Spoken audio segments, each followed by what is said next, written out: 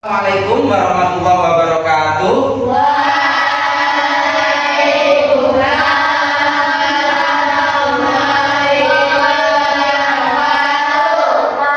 Apa kabar anak-anak hari ini? Alhamdulillah luar biasa ya.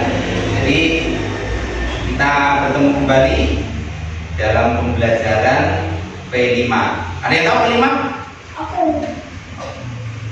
Profil pelajar Pancasila ya. Baik, sebelum kita masuk ke materi pembahasan, terlebih dahulu Pak Liti akan mengabsen atau mengecek kehadiran kalian. Semuanya masuk? Lengkap? Sehat semua? Luar biasa. Untuk menambah kegiatan kita lebih hikmat lagi dan kita oleh Allah dikaruniakan ilmu-ilmu yang bermanfaat. Mari kita terlebih dahulu berdoa bersama-sama. Mohon ketua kelas untuk memulai doa. Ya, berdoa mulai.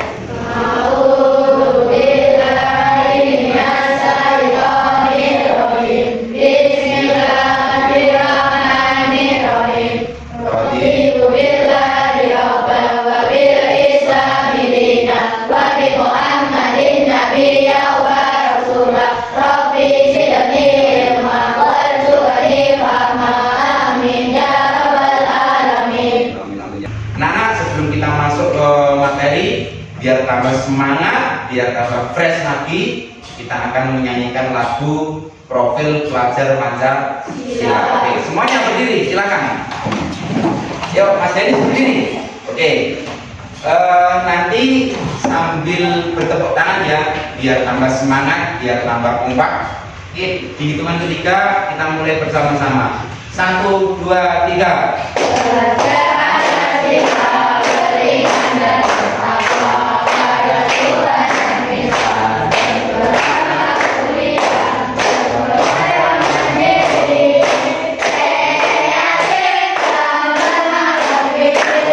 Biasa tepuk tangan untuk kita semuanya. Ya, tidak apa-apa. Kenapa lagu ini terus didengungkan?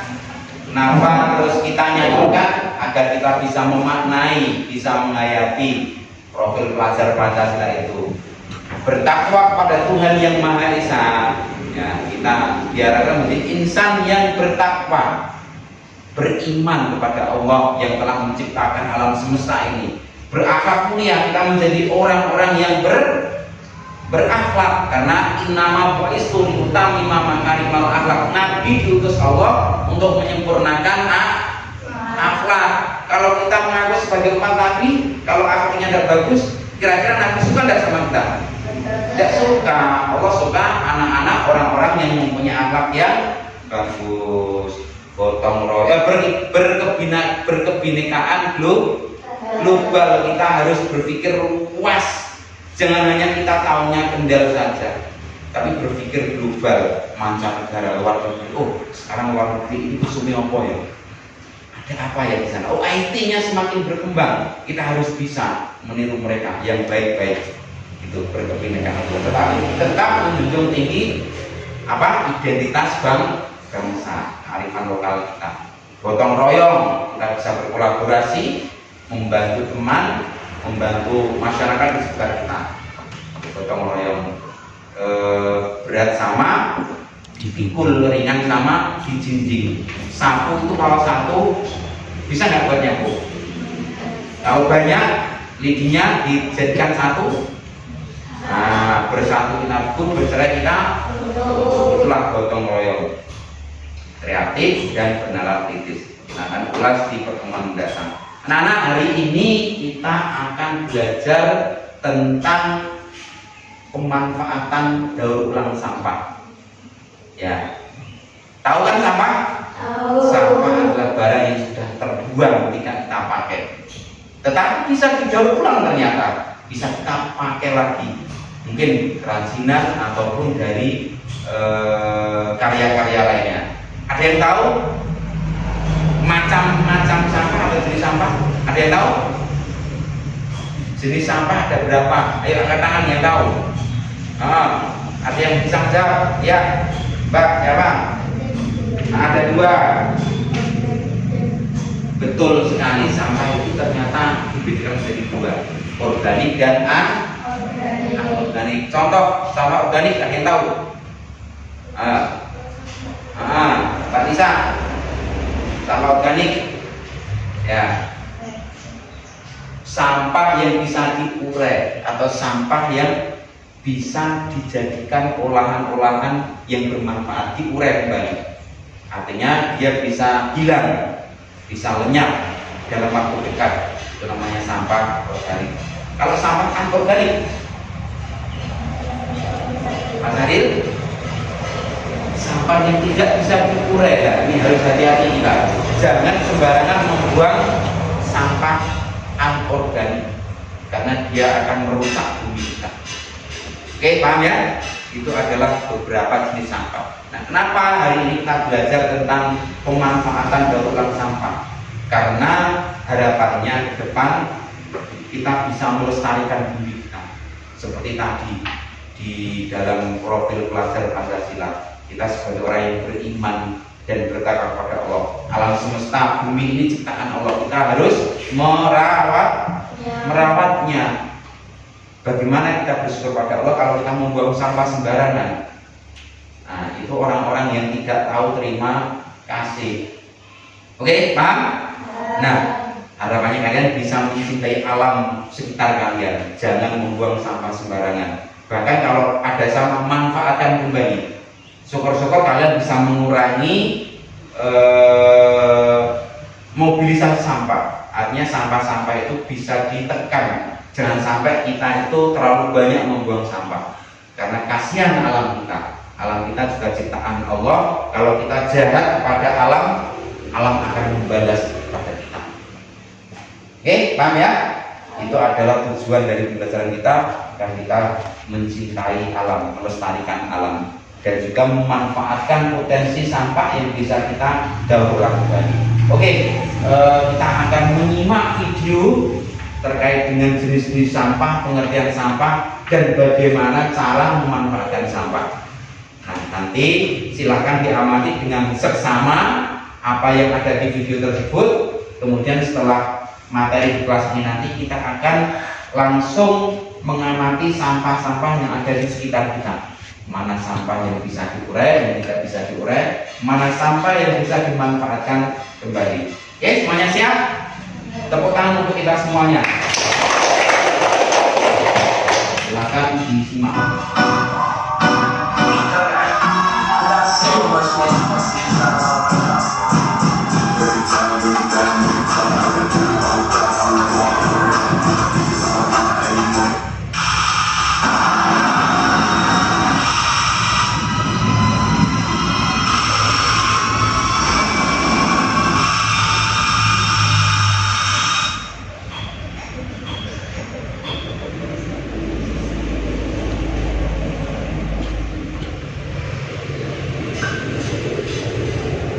Pengertian sampah.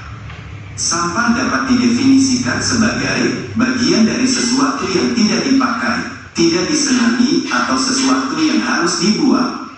Umumnya, sampah berasal dari kegiatan yang dilakukan manusia, seperti kegiatan rumah tangga, perdagangan, industri, pertanian, dan berbagai kegiatan lainnya. Kita pasti sering melihat sampah yang berserakan di sekitar kita, baik itu di pinggir jalan, sungai, hingga di lahan kosong. Padahal membuang sampah sembarangan dapat menyebabkan aroma yang tidak sedap, banjir, mengurangi kesuburan tanah, hingga menjadi sarang nyamuk. Oleh karena itu, kita harus membuang sampah pada tempatnya dan dipisahkan sesuai jenisnya. Berikut jenis-jenis sampah. Berdasarkan sifatnya sampah dibedakan atas sampah organik dan sampah anorganik. Sampah organik. Sampah organik merupakan sampah yang mudah membusuk dan diurai oleh bakteri, jamur, kuman, dan cacing di tanah. Sampah organik biasanya berasal dari sisa-sisa makhluk hidup. Contohnya adalah kotoran hewan, kerang ranting pohon, daun kering, kulit buah, sisa sayur, daging, atau tulang ayam. Sampah organik ini dapat dimanfaatkan menjadi pupuk kompos untuk membantu tanaman tumbuh dengan baik. Sampah anorganik. Sampah anorganik merupakan sampah yang tidak dapat diurai atau tidak dapat membusuk dan akan terus ada di tanah walaupun telah tertimbun tanah selama bertahun-tahun. Contohnya adalah botol plastik, kantong plastik kemasan, kaleng botol, kaca, styrofoam, sikat gigi bekas, dan karet ban. Sampah anorganik ini dapat dimanfaatkan menjadi bahan daur ulang seperti tas, pot, lampu gantung, atau celengan. Berdasarkan sampah dibedakan atas sampah padat, cair, dan gas. Oke, sebelum kita masuk ke sampah padat, cair, dan sampah gas, kita sudah melihat tadi ada dua sifatnya, ya. Ada dua sifatnya, yaitu bisa diurai dan tidak bisa diurai. Seperti yang kalian sebutkan tadi, ternyata luar biasa semuanya. Nah, sampah-sampah yang bisa diurai ini bisa kita manfaatkan untuk menjadi pupuk. Seperti tadi apa? Daun kering, sisa-sisa makanan, ya, tulang. Kemudian apa lagi? Ya, sampah-sampah yang terbuat dari alam sekitar kita atau yang berasal dari alam sekitar kita, kotoran hewan, kotoran manusia, dan sebagainya. Tetapi sampah yang tidak bisa diurai anorganik itu yang berasal dari rumah tangga, limbah-limbah pabrik, plastik, botol bekas, kaca, kemudian sikat gigi nanti disebutkan juga. Nah, dari sini kalian harus memahami, harus bisa memilah dan membedakan sampah yang bisa didaur ulang itu ada dua, organik dan anorganik. Kita lanjut untuk materi berikutnya. Sampah padat. Contoh sampah padat seperti plastik, kertas, karet, dan lain-lain. Sampah cair. Contoh sampah cair antara lain air sabun, air bekas cucian, limbah air dari pabrik, dan limbah toilet. Sampah gas. Sampah gas dapat dikatakan sebagai emisi dan biasanya dikaitkan dengan polusi. Berdasarkan asalnya, sampah dapat tiga ya tadi ya, berdasarkan bentuknya. Ada padat, ada cair, ada gas. Sampah-sampah ini semuanya meskipun tidak kita sukai. Kalau padat tadi seperti apa? Sampah padat. Nah, botol plastik, kemudian ada karet dan lain sebagainya. Kemudian sampah cair, bekas air cucian, limbah pabrik, kemudian ada zat-zat yang telah dibuang dari industri. Yang terakhir sampah gas. Apa sampah gas? Nah, polusi udara itu kan tidak kita sukai. Nah, dari beberapa sampah itu ada nanti yang bisa kita manfaatkan, kita daur ulang kembali untuk bisa membantu untuk dimanfaatkan oleh kemakmuran manusia. Kita lanjut berdasarkan asalnya. Sampah alam, sampah manusia, sampah nuklir, sampah industri, sampah pertambangan, dan lain-lain. 1. Sampah alam. Sampah alam adalah sampah yang berasal dari alam atau terbentuk secara alami. Contohnya adalah dedaunan kering, ranting, kulit kayu, dan buah-buahan yang membusuk. Umumnya, sampah alam tidak menimbulkan masalah karena mudah diuraikan secara alami. 2. Sampah manusia. Sampah manusia adalah sampah yang dihasilkan oleh manusia. Sampah ini merupakan sisa dari proses metabolisme yang terjadi dalam tubuh manusia. Contohnya adalah urin dan feses atau tinja. Sampah manusia dapat berbahaya bagi kesehatan jika tidak ditangani dengan baik. Hal ini karena sampah manusia dapat menjadi pembawa bibit penyakit yang disebabkan virus dan bakteri. 3. Sampah konsumsi. Sampah konsumsi sampah yang dihasilkan oleh manusia karena mengkonsumsi atau menggunakan. Secara umum, sampah konsumsi dapat dikatakan sebagai sampah-sampah yang dibuang ke tempat sampah. 4. Sampah nuklir radioaktif. Sampah nuklir adalah sampah yang dihasilkan dari reaksi fusi dan fisi nuklir. Reaksi tersebut menghasilkan uranium dan thorium yang merupakan bahan berbahaya bagi lingkungan dan manusia. Sampah nuklir dapat menimbulkan radiasi dan mencemari lingkungan. Oleh karena itu, jenis sampah ini harus ditangani secara khusus. 5. Sampah industri. Sampah industri adalah sampah yang dihasilkan oleh kegiatan industri. Contoh sampah ini beragam, tergantung pada jenis industri yang menghasilkannya. Hampir semua produk industri akan menjadi sampah pada suatu waktu ketika sudah tidak dapat digunakan lagi. 6. Sampah tambahan. Sampah pertambangan adalah sampah yang dihasilkan dari kegiatan pertambangan maupun sisa dari produk pertambangan. Namun secara umum, sampah dibagi menjadi 3 jenis, yaitu sampah organik, sampah non-organik, dan sampah B3. Sampah organik dan anorganik sudah dijelaskan pada awal materi. Nah, apa itu sampah B3? Ini penjelasannya. Sampah B3 adalah singkatan dari bahan berbahaya dan beracun. Mengapa berbahaya? Karena umumnya bahan tadi dapat meledak, mudah terbakar, beracun, atau melukai tubuh.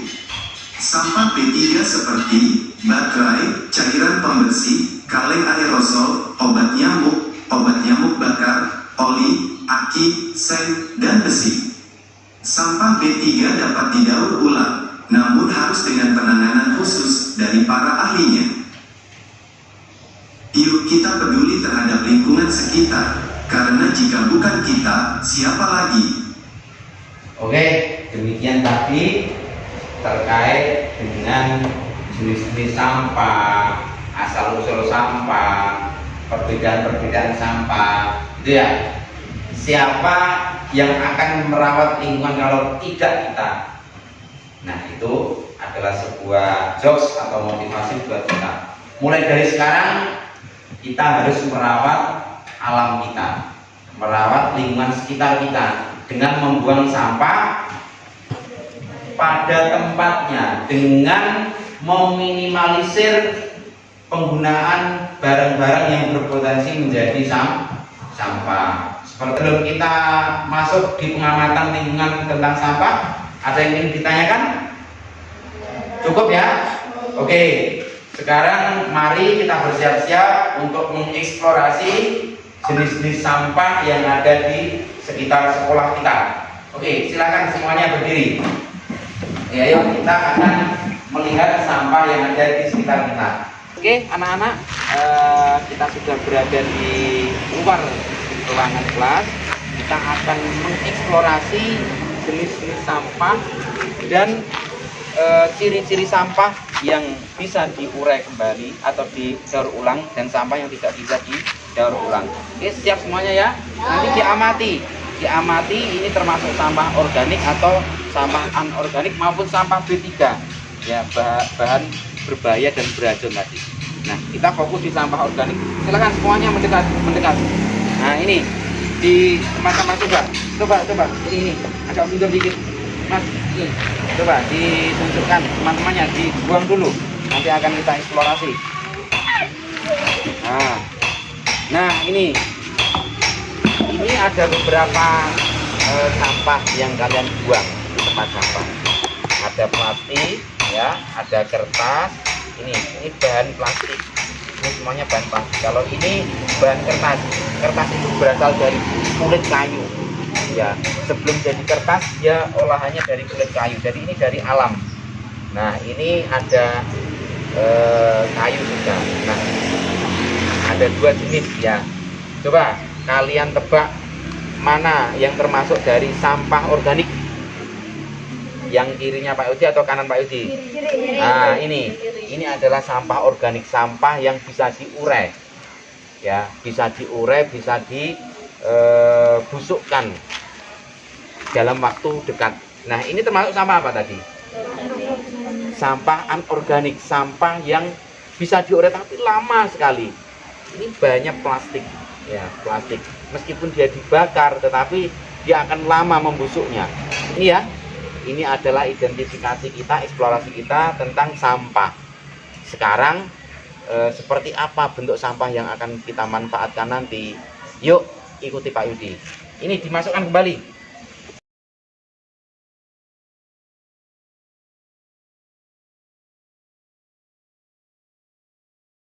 Baik anak-anak, kalian sudah sampai di belakang kelas yang sangat kita rindukan. Hari ini kita akan mengeksplorasi juga tentang sampah organik yang akan kita manfaatkan menjadi pupuk. Tidak sengaja Pak Yudi sudah menyiapkan bahan-bahannya atau materi yang akan kita buat eksperimen. Di sini silakan dilihat. Nah, silakan dilihat. Ini adalah apa namanya? Apa? Kohe, kotoran hewan. Agak ke sini Mas, agak ke sini Mas Denis. Mas Denis sini, ke sini Mas Denis. Nah, ayo sini. Nah, ini adalah namanya kotoran hewan. Meskipun dia sudah bagus, sudah kering seperti ini, tapi harus diolah agar tanaman itu bisa tumbuh subur lagi. Kemudian ini ada daun-daun kering, ya, daun-daun atau sampah rumah tangga. Ibu yang selesai memasak. Oke, cukup ya? Cukup ya? Oke, ada pertanyaan? Oke, silakan kembali ke kelas. Baiklah anak-anak, kita ketemu kembali pada pertemuan kedua, ya. Ini sampah organik, kita akan praktek membuat pupuk hari ini, ya. Jadi ada beberapa bahan yang sudah Pak Yudi siapkan. Ada abu, ya, ada abu bekas ibu memasak. Ada juga kohe atau kotoran hewan dari kambing, ya. Ini ada kohe juga yang Pak Yudi siapkan. Kemudian ada kertas. Kertas ini termasuk kalau kalian punya kertas yang tidak terpakai bisa dijadikan pupuk. Kemudian ada sampah rumah tangga bekas ibu memasak. Ini ada daun wortel, ada kol, ada macam-macam ini yang tidak terpakai. Nah, hari ini kita akan membuat sebuah proyek, yaitu membuat pupuk. Nanti pupuk bisa dimanfaatkan sebagai tambahan nutrisi tanaman-tanaman di sekitar rumah kita. Bisa bunga-bunga kita, pohon-pohon buah, ataupun nanti bisa ditabur di sawah. Nah, bagaimana langkahnya? Nanti akan kita satukan dari beberapa media ini. Yang paling bawah akan kita beri tanah, ya. Kemudian setelah tanah nanti akan kita beri kohe atau pupuk. Nah, ini kalau bisa nanti kohenya yang kering agar tidak membau, tidak enak atau tidak busuk, mudah diurai. Kemudian ada daun-daunan, ada kertas dan seterusnya. Paling atas kita tumpuk tanah lagi. Ya, Pak Yudi juga sudah siapkan plastik polybag. Ini kita nanti membuat proyeknya di sini, kalian bisa mengerjakan atau menirunya di rumah. Oke ya. Nah, fungsi dari kertas ini kenapa? Ini untuk mengantisipasi bau agar pupuk yang kita buat tidak bau. Oke ya. Jadi penting, kertas ini penting sekali. Kemudian nanti durasinya 1 minggu bisa berbentuk sudah mengurai. Mas Gilang coba dipraktekkan teman-temannya biar tahu semuanya. Ayo.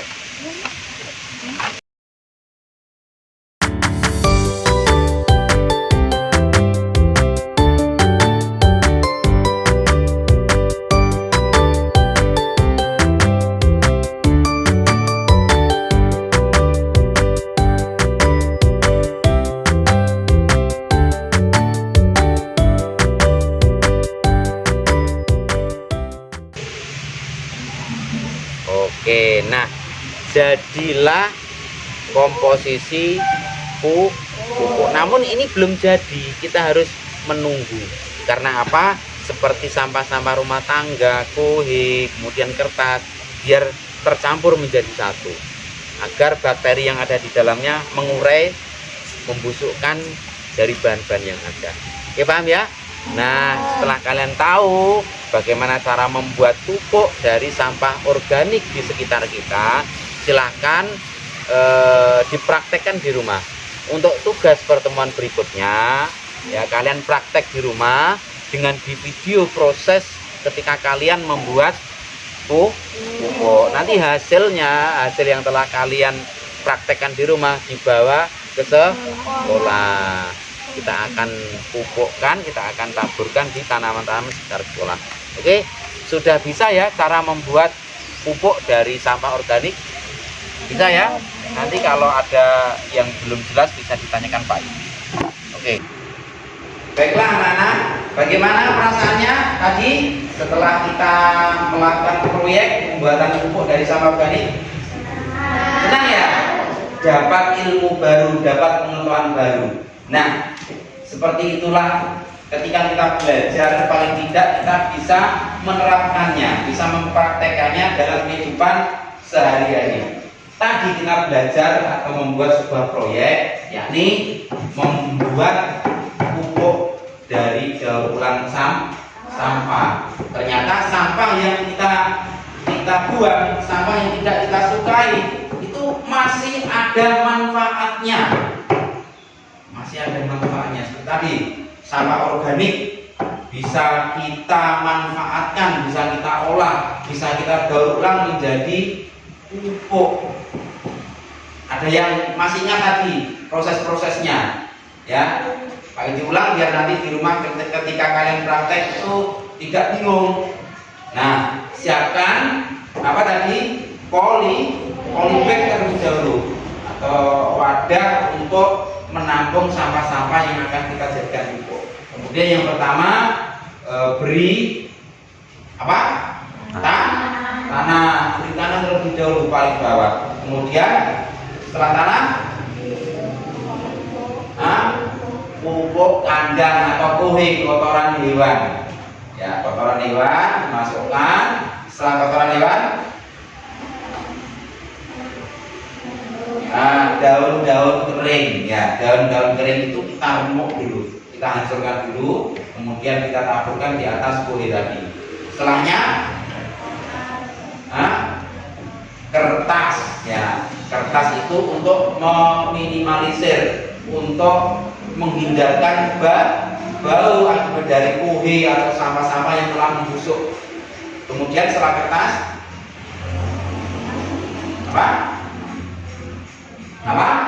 tanah. Ya, tanah ditutup, diratakan kembali. Ditunggu proses pembusukannya, ya diurai oleh bakteri-bakteri yang ada di dalam. Kemudian setelah nanti siap, bisa kita gunakan menjadi pupuk. Itu ya. Oke, paham ya? Oke.